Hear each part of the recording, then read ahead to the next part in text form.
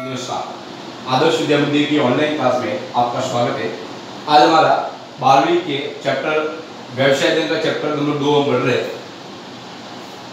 पहला चैप्टर में पढ़ा मैनेजमेंट का अर्थ, उसकी विशेषता है और उसके जो उद्देश्य जो होते हैं, उसके महत्व जो होते हैं मैनेजमेंट, उनके बारे में हमने पढ़ा।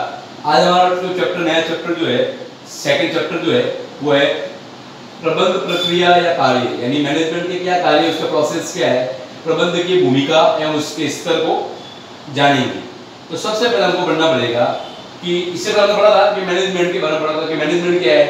तो मैनेजमेंट जो है वो दूसरों व्यक्तियों से कार्य करवाने की कला है।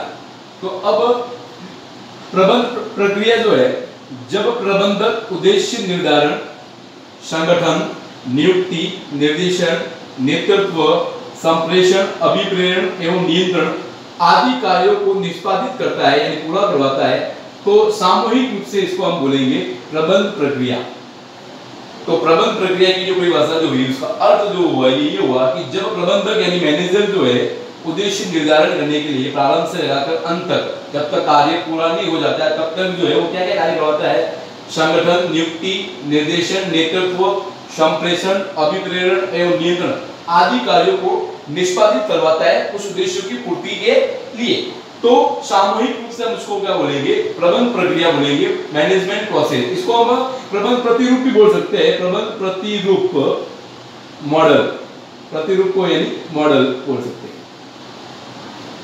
ये था प्रबंध प्रक्रिया की परिभाषा। अब उसकी विशेषताएं जो है, जो मैनेजमेंट की विशेषता है वो उसकी प्रोसेस की भी विशेषता रहेगी। तो आइए देखते हैं कि यह निरंतर एवं गतिशील प्रक्रिया है। प्रबंध प्रक्रिया जो है वो निरंतर है और गतिशील प्रक्रिया, जब तक वो कार्य पूरा नहीं हो जाता है तब तक ये गतिविधि जो है वो मैनेजमेंट की जो गतिविधि है वो निरंतर चलती रहती है बिना रुके। अब दूसरी जो विशेषता इसकी जो है वो मानवीय प्रक्रिया है। मैं आपको पहले बताया था पहले चैप्टर के अंदर कि जो मैनेजमेंट जो है वो व्यक्तियों के द्वारा किया जाता है, मानव के द्वारा किया जाता है, जानवरों के द्वारा नहीं किया जाता है। तो ये मानवीय प्रक्रिया मतलब मानव के द्वारा संपादित की जाती है। यह एक सामाजिक प्रक्रिया है, समाज के से जुड़ा हुआ मैनेजमेंट जो है ये एक सार्वभौमिक प्रक्रिया है। मैनेजमेंट की जरूरत जो है वो सभी जगह पड़ती है, ऐसा नहीं कि व्यवसाय में ही पड़ती है इसकी मैनेजमेंट की जरूरत। राजनीतिक, धार्मिक संगठन जो भी जो बना हुआ है उन सब में जो है वो मैनेजमेंट, यानी इवन जो है एजुकेशन में भी जो मैनेजमेंट सब जगह चाहिए मैनेजमेंट। तो ये एक सार्वभौमिक प्रक्रिया है। तो हमारा चैप्टर है वो 3 भागों में बटा हुआ है चैप्टर। पहला तो है इसके कार्य के बारे में, मैनेजमेंट की जो कार्य है, इसके प्रोसेस जो है दोनों एक ही होता है, उनको जानना। दूसरा जो है इसकी भूमिका है, प्रबंधक जो होता है यानी मैनेजर जो है वो मैनेजर की उसकी भूमिका क्या रहती है उसके बारे में हम चर्चा करेंगे।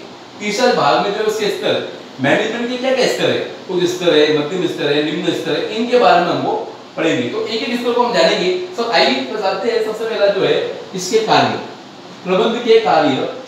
अलग अलग लेखकों ने अलग अलग कार्य बताए, बहुत से लेखकों ने बहुत से कार्य बताए, लेकिन मोटा मोटी जो है हम उनको कार्य को जो है 2 भागों में बांटते हैं, इसके प्रमुख कार्य और इसके सहायक कार्य के बारे में।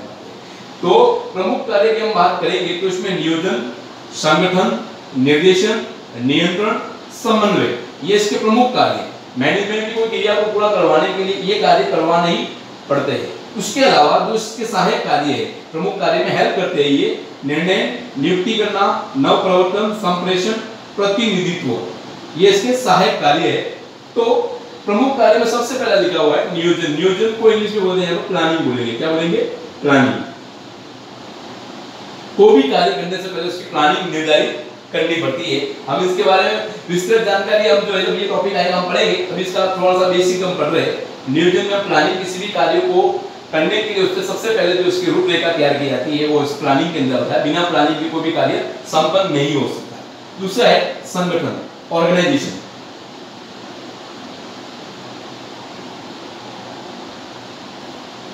ऑर्गेनाइजेशन में संगठन जो है वो प्रबंध की जो है वो रीढ़ की हड्डी माना जाता है। किस व्यक्ति का क्या कार्य रहेगा, किस व्यक्ति का क्या अधिकार रहेगा, उत्तरदायित्व क्या रहेगा, वो जो है वो संगठन के अंदर होता है। फिर आता है निर्देशन यानी डायरेक्शन, लोगों को निर्देशित करना, अभिप्रेरित करना, क्या कार्य करना, क्या कार्य नहीं करना, इसके बारे में इसके अंदर चर्चा होगी।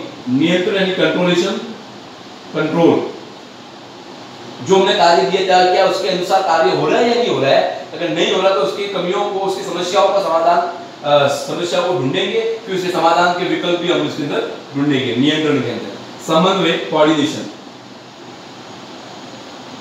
समानता, संगठन में विभिन्न प्रकार के लोग कार्य करते हैं तो उन सभी लोगों में एकरूपता लाने के लिए जो कार्य किया जाता है वो समन्वय के अंदर जाता है। इनके बारे में विस्तृत चर्चा जो हम जो है जब ये टॉपिक आएगा हम पढ़ेंगे, तो इसके प्रमुख कार्य हमको ये ध्यान रखना, नियोजन, संगठन, निर्देशन, नियंत्रण और समन्वय के मैनेजमेंट के प्रमुख कार्य, इंपॉर्टेंस कार्य है, सहायक कार्य, निर्णय, डिसीजन मेकिंग, इंग्लिश में क्या बोलते हैं, डिसीजन मेकिंग।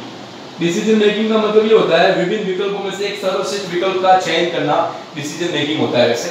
फिर नियुक्ति करना, स्टाफिंग करना, इंग्लिश में उसको बोलते हैं स्टाफिंग। ये कार्य करने के लिए स्टाफ की जरूरत होगी तो स्टाफ की नियुक्ति, उसकी पदोन्नति के बारे में जो है वो यहाँ समझेंगे। नवप्रवर्तन, नवाचार, फिर संप्रेषण, संप्रेषण में कम्युनिकेशन होता है, आदान प्रदान, सूचनाओं का आदान प्रदान होता है, प्रतिनिधित्व करेंगे किसी भी संस्था का जो है रिप्रेजेंटेटिव करेंगे, तो ये इसके प्रमुख कार्य जो है वो इसके सहायक कार्य है, जिनके बारे में हमको चर्चा करेंगे। अगले टॉपिक में हम जो है इनके एक एक कार्य के बारे में विस्तृत पढ़ेंगे। धन्यवाद।